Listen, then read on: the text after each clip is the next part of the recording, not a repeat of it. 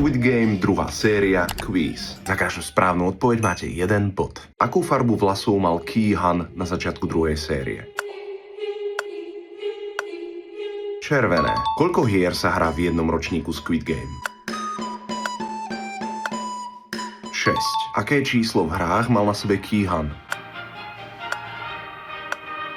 4, 5, 6. Za každú správnu odpoveď máte 2 body. Aká hra sa hrala ako tretia?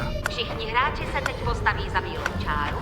Molekuly. Aký znak majú na svojich maskách zamestnanci označovaní ako manažéri? Tedy oznámíme výsledky druhé hry. Štvorec. Aká minihra sa hrala v 6-nohom 5-boji ako prvá?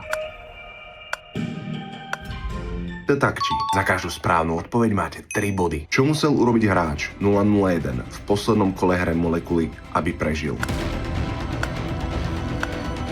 Zabiť jedného svojho spoluhráča. Aké číslo má hráč podvodník s kryptom? Co když ho nestihnu prodat ve správnej moment? 3, 3, 3. Prečo zamestnanec 11 prišiel k jazve? Pretože vyradených hráčov zabíjala fatálne a oni ich potom nemohli predávať na orgány. Koľko hráčov zostalo po prvej hre? Hry nyní činí 9,1 miliardy. 365. No čo, fanúšikovia Squid Game, podarilo sa vám získať plný počet bodov? Napíšte mi do komentáru, ako sa vám darilo.